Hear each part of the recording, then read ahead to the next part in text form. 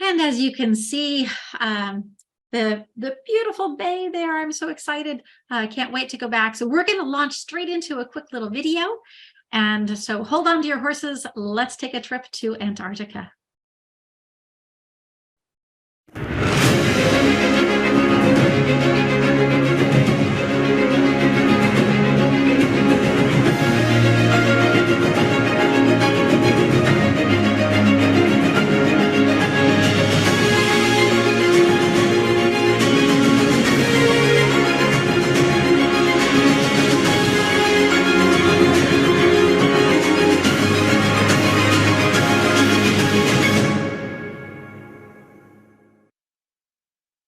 I am so ready. I'm so excited. And for those of you whom I have not had the pleasure of meeting before, my name is Afre. I'm the VP of Sales here for Expedia Cruises and Wine Club Cruises. And I am super, super excited to talk to you about Antarctica. I like to say that I've been there, done that, and I'm very ready to go back. The great advantage, of course, of traveling with someone like me is all the things that I wish that I had known before I went, I can now share with you. I'm here in Antarctica with my son, the tall guy, like I like to call him, standing there behind me, and one of our many penguins that we saw along the way. As a matter of fact, I think that's the same guy who's sitting on my shoulder that you can see there. Some of the things that we're going to see are just so absolutely stunning. If you can imagine that I took this with my iPhone while we were in the Zodiac, exploring between the icebergs.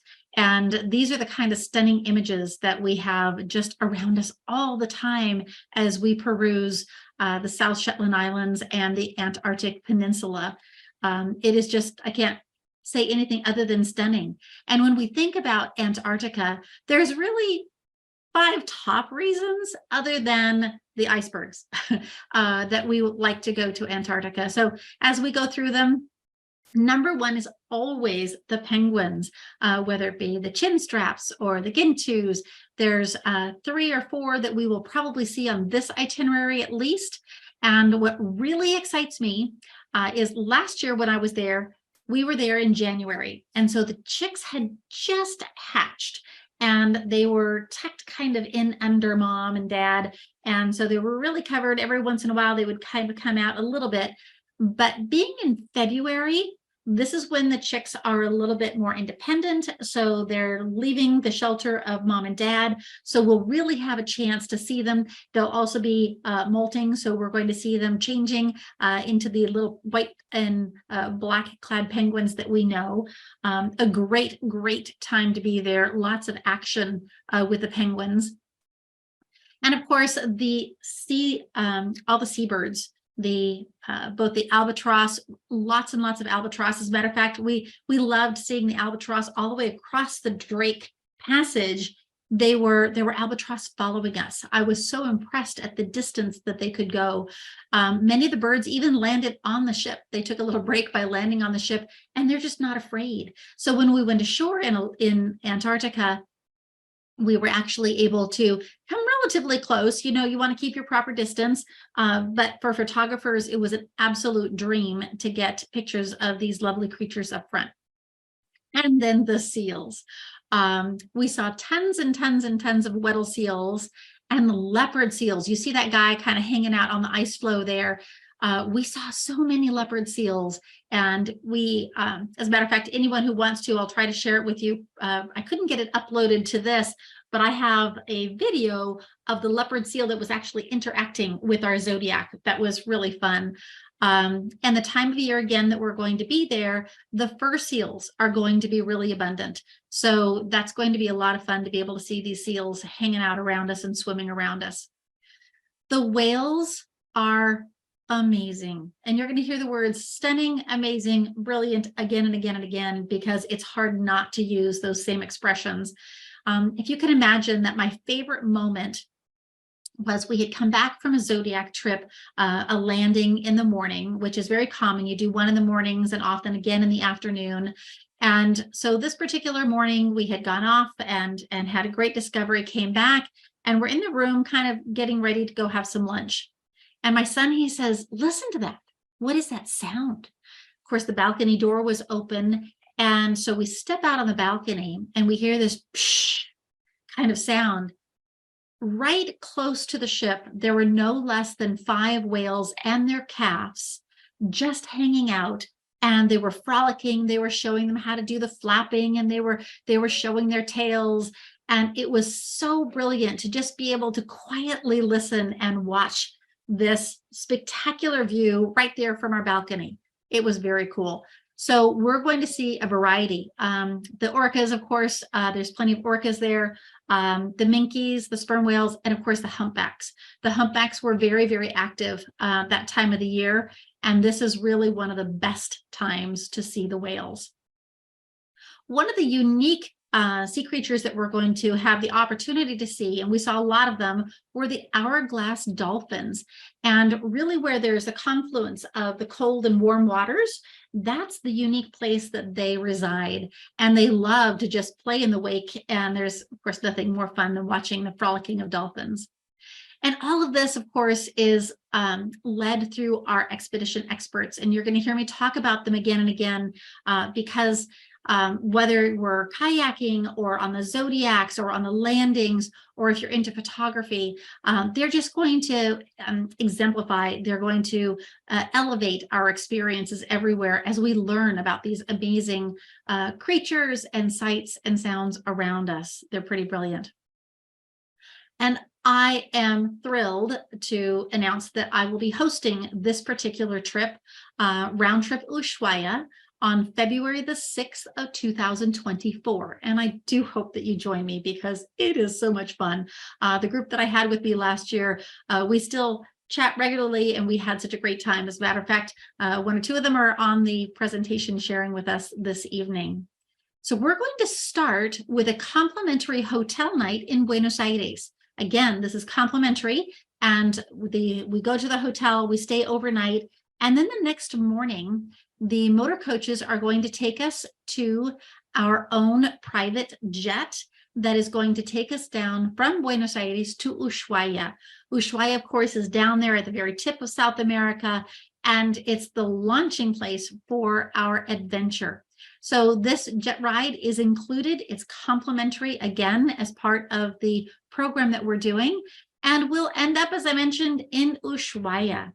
And as we get off the jet, if you can imagine that the jet coming down brings all of us and all of our luggage and everything, and it's then going to be boarding the passengers who were on the previous cruise and take them back to Buenos Aires.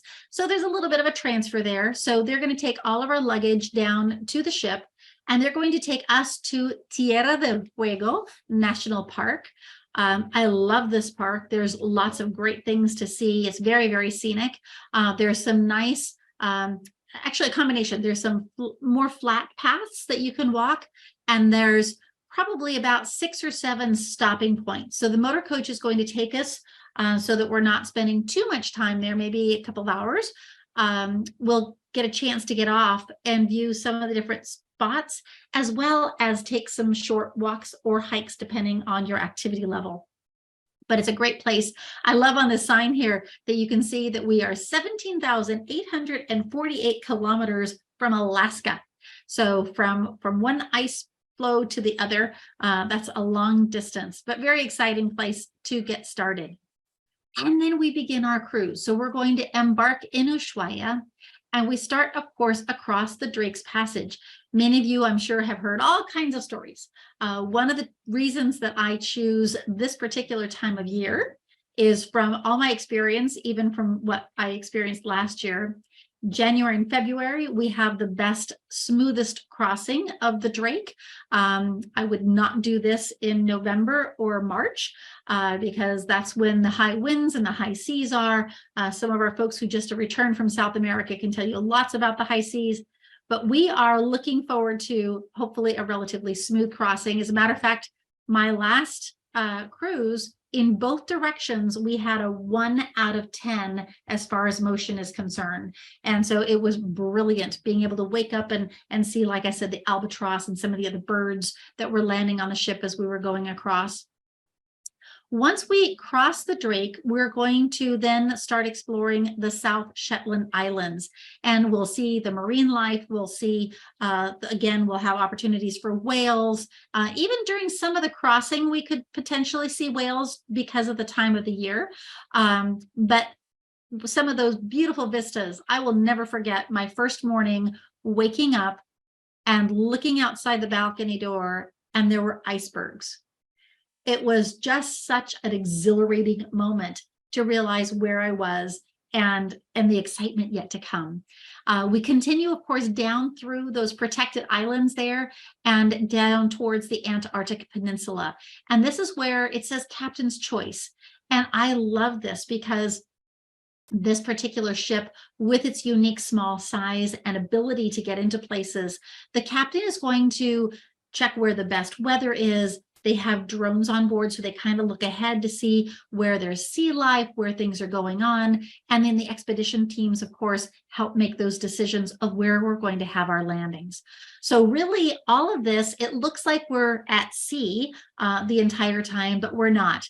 There's something very, very special about being able to say that I stood on that seventh continent in the ice with the penguins. And I can certainly say, for those of you who know Disney, I definitely had happy feet. After we've done our exploration of both the South Shetland Islands as well as the Antarctic Peninsula, we then at the end go back and we do a slightly different crossing back up across the Drake back to Ushuaia. So when we think about polar expeditions, there are, I'm sure, a million questions, and I look forward to answering all of them, or at least as many as I can. But the words on the screen are a little small, so I'm going to kind of help you through reading them. So we talked about what's included: the private jet service, all the enrichment lectures, as well as the destination briefings. Every day, the expedition team is going to talk to us about what we're going to see tomorrow, and even a little bit of a recap of what we've already seen so that we can understand it more in depth. We have the shore landings. You'll see there that the Zodiac is pulled up to that ice floe where the leopard seal is kind of hanging out. And so you do a combination of some of those adventures by Zodiac as well as the landings. And then, of course, we have the opportunity to do the polar plunge. I'm sure that you saw that in the video, the crazy people jumping out into the ice water. I was so impressed that I think it was 90% of the passengers did it last time. I am not one of them. I'm a chicken. If it's cold water, I'm usually not in it. But I will say that it was a lot of fun. And then, of course, you see those big green parkas. Those are Arctic gear. And those parkas are included, and you get to take it home with you. And I will say that my parka from last year in this year's crazy weather has gotten lots of great use. And so I'm very excited to say that you get one of those. They take your sizes in advance, and then they send them to the ship, and then they actually size you on the ship so that if you need to change or exchange, you have that opportunity. But they're down there. And they also are going to let you use the knee boots. And this is kind of interesting. I was on a different cruise line last time I went, and we paid so much for rental of those boots. I want to say that it was about maybe $150 a person to rent the boots. And here they're included. And they're special knee boots that come all the way up to the knee so that when we do these water landings, you can step right out into the shallow waters and not get wet. You could also tromp through the snow without any difficulty. And then, of course, they provide these transfers from the complimentary hotel to the charter service. And I can't help but talk about a little bit more about the things that are included because there's so much. Basically, this is an all-inclusive program. So you're going to find that our dining is included, unlimited beverages, including the wines and spirits. They have open bars and lounges. They have room service. They have bar service. There's even an in-room mini bar with beer, soda, and juices, and they even put spirits of your choice in the mini bar if you choose. Specialty coffees and teas, afternoon high tea, the champagne and gourmet canapes, yum. There's something special about returning back from this adventure ashore and having someone greet you with a glass of champagne. I'll just tell you, it's pretty spectacular. Of course, the prepaid gratuities, Another thing that I really love is they include the use of walking sticks and binoculars. When I think about the 10 pounds of stuff that I won't have to take with me in my suitcase because they provide it, it's really a huge plus. There's a reusable water bottle. You're going to hear a lot about being socially conscious when we're down there, protecting the environment. It's very, very important. And of course, for our guests who are in suites, they're going to have butler service. And there's a tiny line there at the bottom that is really, really important, though. Trip delay and medical evacuation coverage is included at no additional cost. So this is pretty exciting. Again, it's something that everyone should have. I do still recommend that we purchase cancellation insurance to protect us against the unforeseen in advance, but it's so nice to have that inclusion. It's a lot included. Many of you probably have never heard of Atlas Ocean Voyages, so I wanted to talk a few minutes about them. I happen to be very, very excited about this company. One of the few cruise lines that actually flies the Portuguese flag. Why do I love that? Because it comes with all kinds of heightened restrictions, which are really, really great for us as passengers. It means that the quality of service and standards are at a very high level. It's not like what they can get away with flying the flag from Bahamas or Bermuda. This particular ship, well, the two expedition ships that they have sailing are polar class ships. And what does that mean? That means that the hull is ice strengthened. So everyone is given a certain rating, and this one is designed so that it can go through, it's not an icebreaker hull, but it can actually go through the thinner ice that you will see forming in some of the bays that we go into very safely. The other part too is when you think of the size of the vessel, she can accommodate 200 passengers. Her name, by the way, is the World Traveler. And I love that it's going to be spelled with the two L's, the way the Europeans spell traveler. So everything I send to you ever will always show the little red underline as if it's misspelled, but it's not. She carries 200 guests for non-Antarctic sailings, non-Arctic expedition sailings. We have to max her out at 175. So there's only 175 passengers on board the ship. And if you've ever taken a riverboat cruise where the ships are generally about 150 passengers, when you think about it, we have an extra 25 passengers aboard over a river cruise ship. So if you've ever had that intimate experience of getting to know people and it being very social and very interesting fellow passengers, that's the type of experience that we can have aboard the World Traveler. And of course, one of my favorite features is that top picture there where you can see them standing out by the railing. That is called Water's Edge. And it's a special place at the bow of the ship. It's only 30 feet above the water. So you can actually stand out there at the very nose of the ship and see things from there. You can hear things from there. We're going to talk a little bit more about the propulsion system for this particular ship because it makes a difference. This particular ship has, they say, the hydrojet propulsion system. And what it does is it minimizes the underwater noise. Well, think about what that does. Not only does it minimize the underwater noise, but the overall noise of the vessel. So marine life wants to come closer. They're not as afraid of this vessel as they would be something that makes a lot of noise. But it also means that for those still and quiet moments, of which there are so many, it is amazing when all of a sudden you hear the psh from the whale and it's right close by. And you know it's close by when you can smell it because whales, they have really fishy, stinky breath, but it is still such an experience. Of course, it also has a real unique GPS-based dynamic positioning system. What does that mean? It means that they don't have to drop an anchor. So it also means that they can keep this ship exactly where it needs to be. And what I love about that is, for example, let's say that we find an ice floe that has some things going on. Maybe there are seals and penguins and everything. The ship can tuck right up to that ice floe. And because of that GPS system, it can just kind of hover there without intruding, again, being very quiet, so it doesn't bother the animals. So we have much more interaction with them. Plus, of course, all of the safety, wonderful inventive things that they put into these ships that keep us nice and safe. and including, for example, getting on and off the zodiacs. There's a special a ramp that's been designed for that. And it also makes it easy for the sea kayaking and everything. So very, very exciting. As you can tell, I'm just so excited about this trip.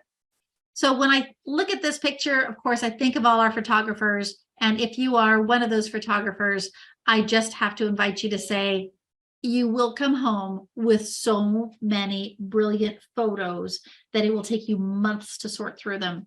And that's just a great problem to have. I still am sorting through and enjoying every moment of those photos. Our expedition team and how they're made up makes a huge difference.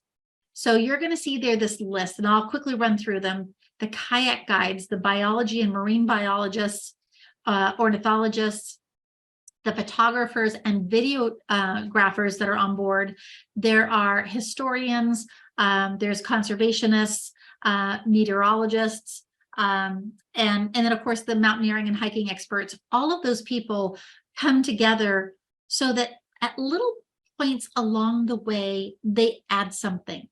My first trip, I didn't think that I would interact as much as I did with all of these people, but they bring it down to a level that I can get excited about.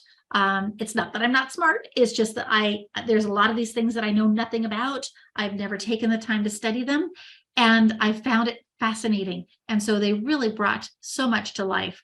Here's a picture of some of the expedition team that we might have with us on our cruise.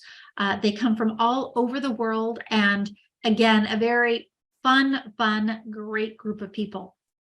So we've had a spectacular day ashore, either the morning or the afternoon. What really makes the trip kind of top it all off is this incredible service that we get when we come back to the ship.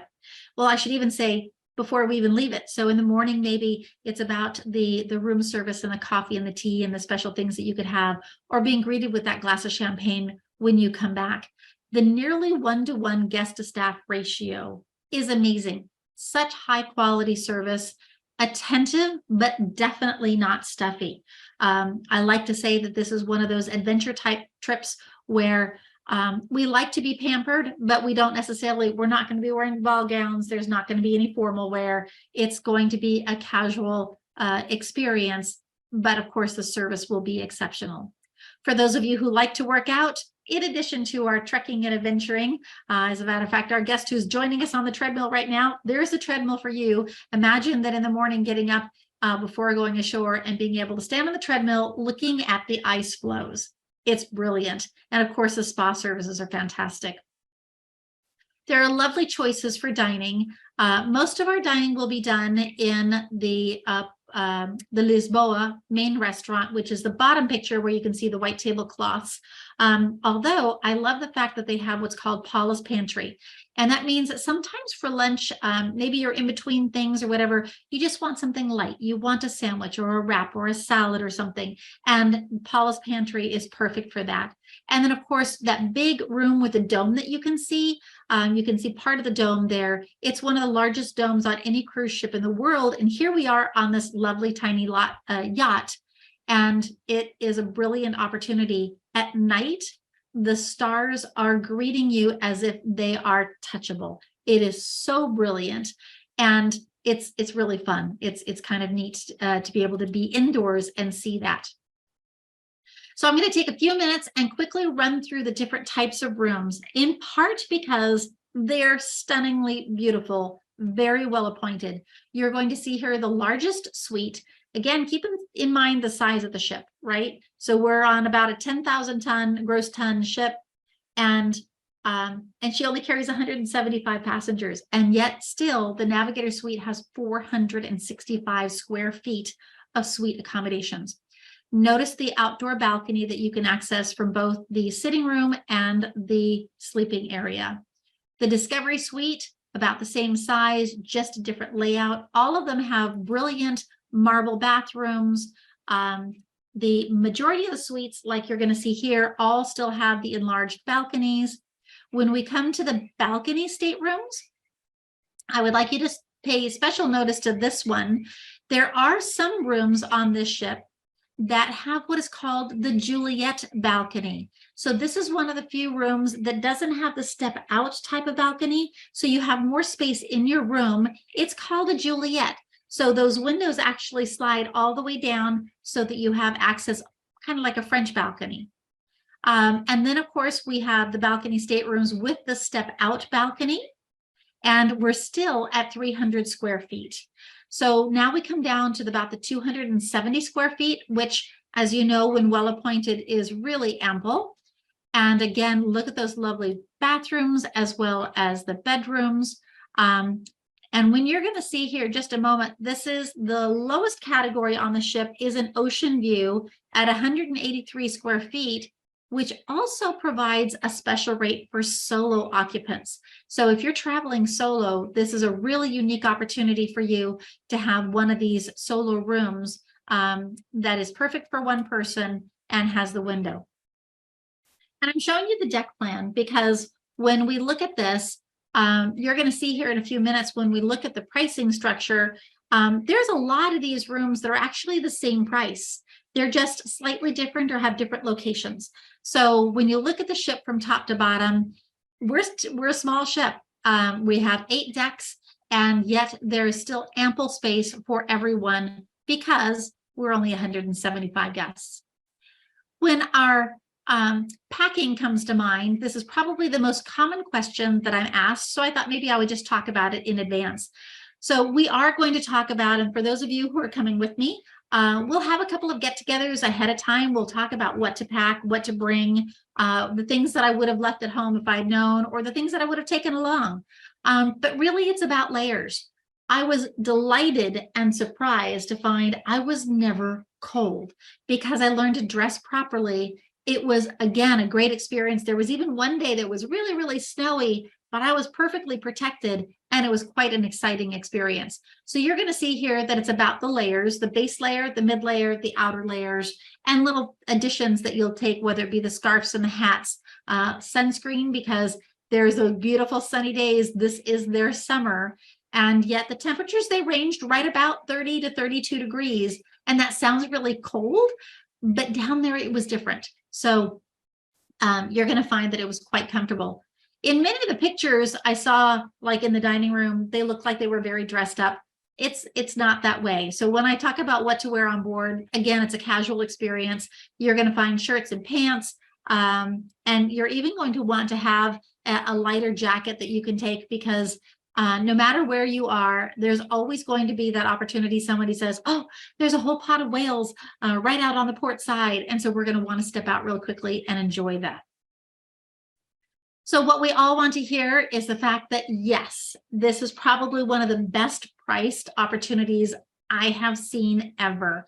If you can imagine that 2 years ago when cruise lines needed everybody to go somewhere, even then, the other cruise lines that compare to this were way more expensive. This is a great value. So I'm pretty excited.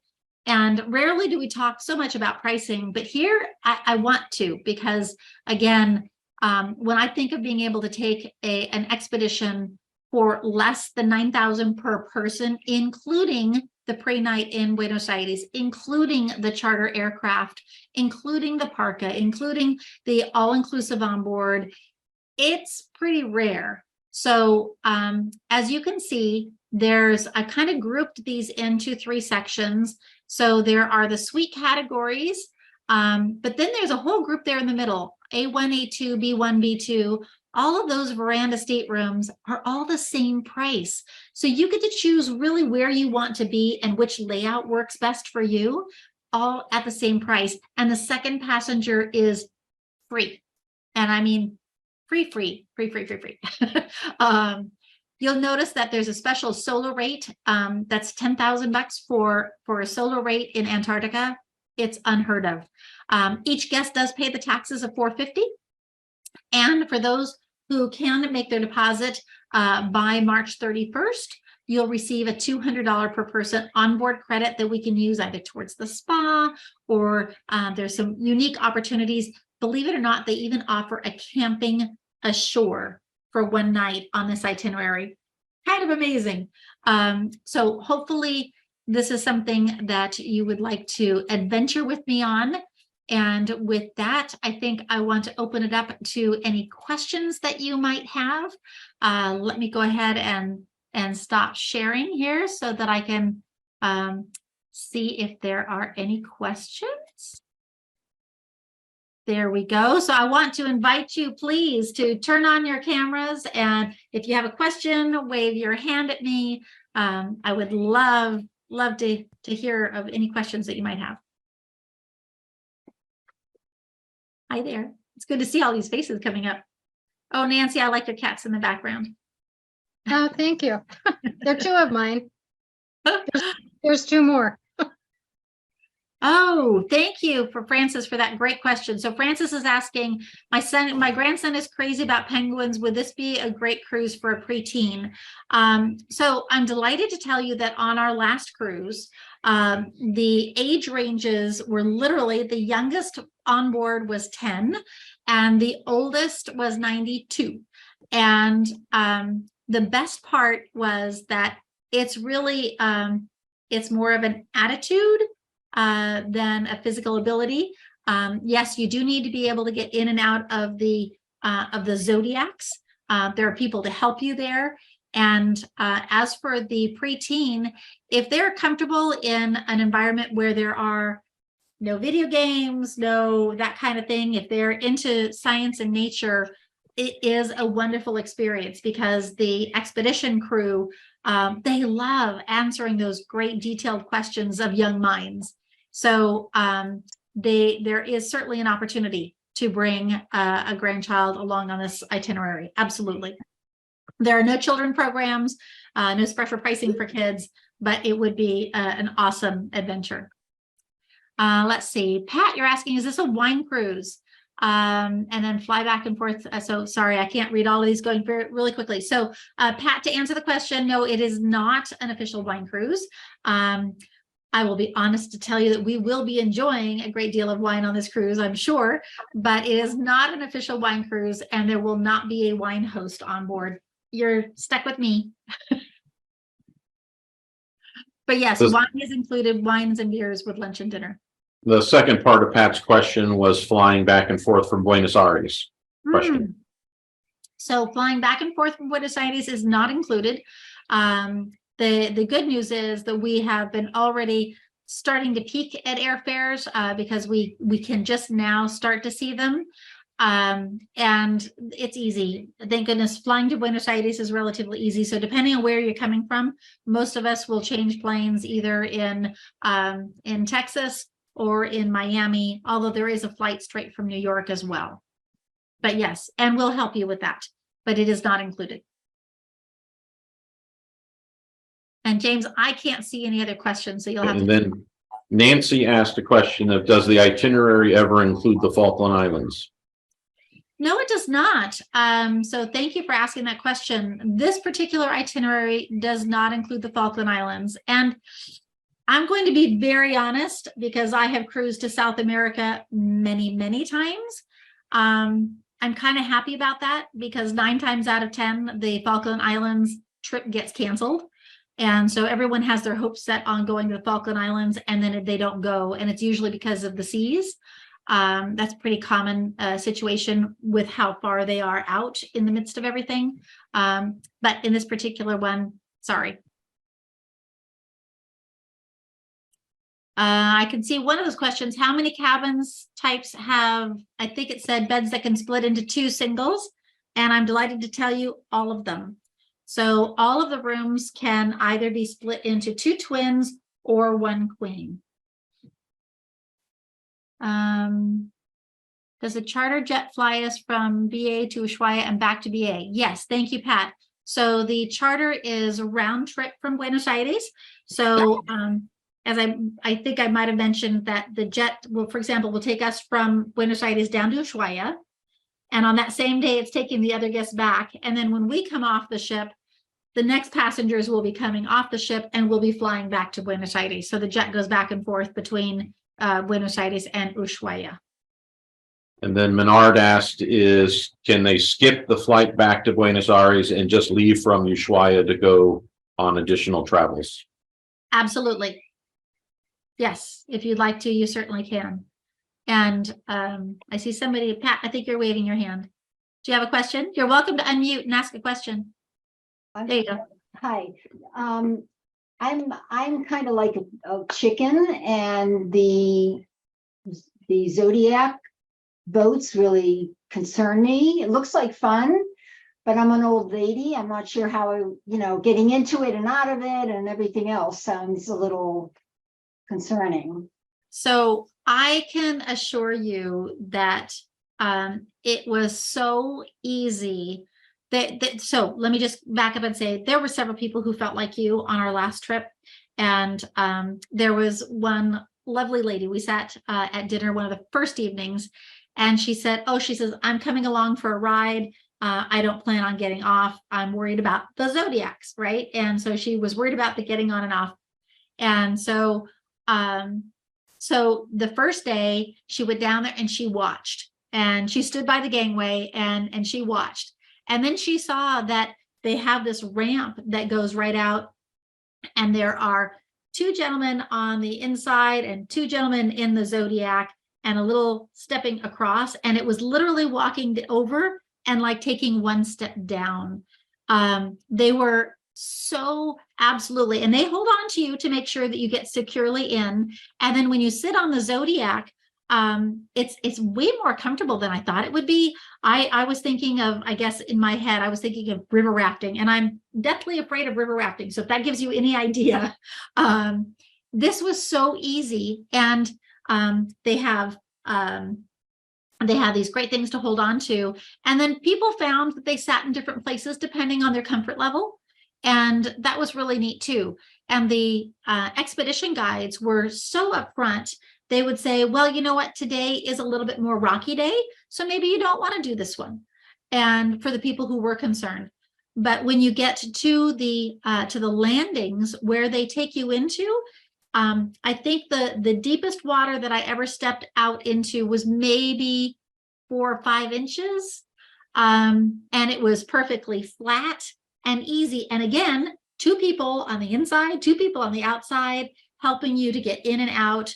The 92-year-old gentleman just cracked me up, and he was just determined. This was on his bucket list, and he was determined to go. And watching him have so much fun, I think I had as much fun as he did just watching him. And having the walking sticks was the other thing that was really, really handy.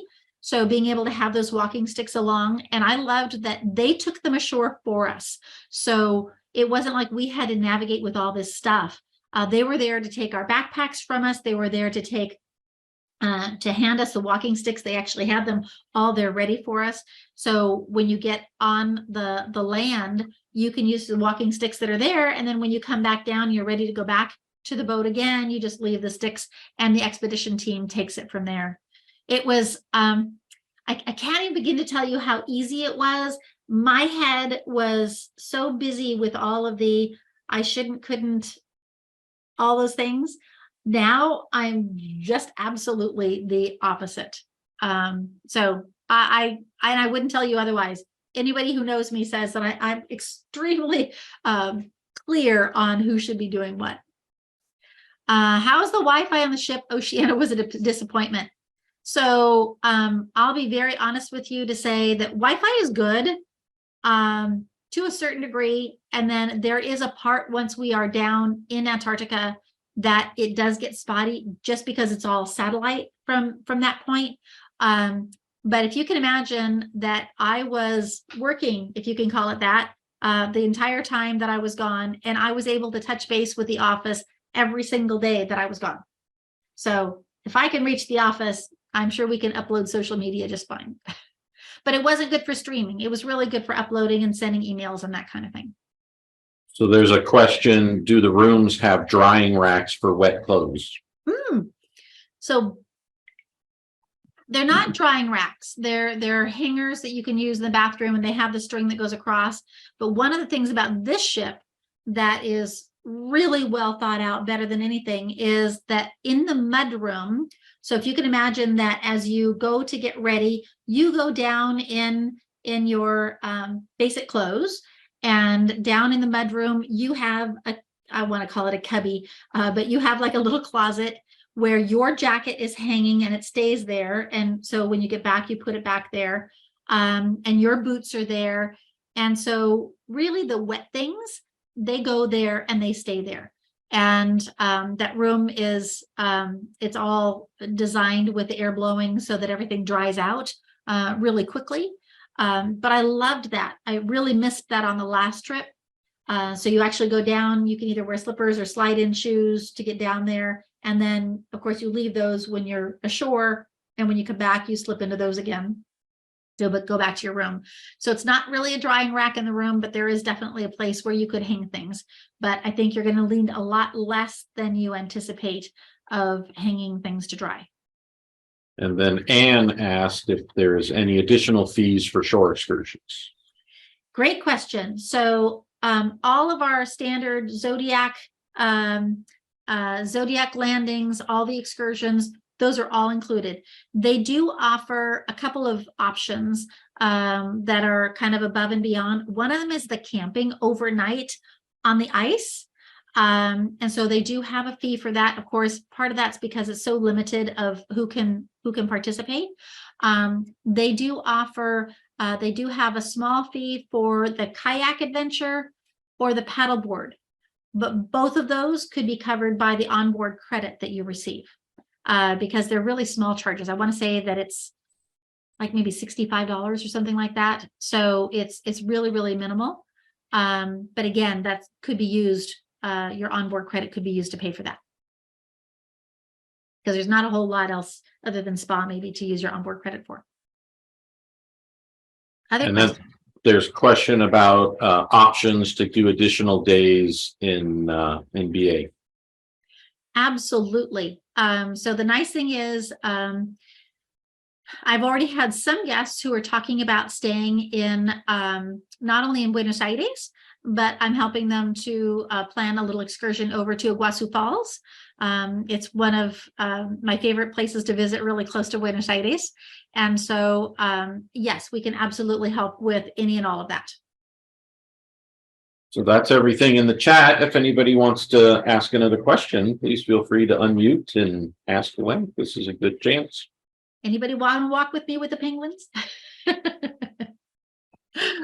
It is really, it is so brilliant. Do you need waterproof, freeze-proof camera? Oh, that's a great question. Thank you, Menard.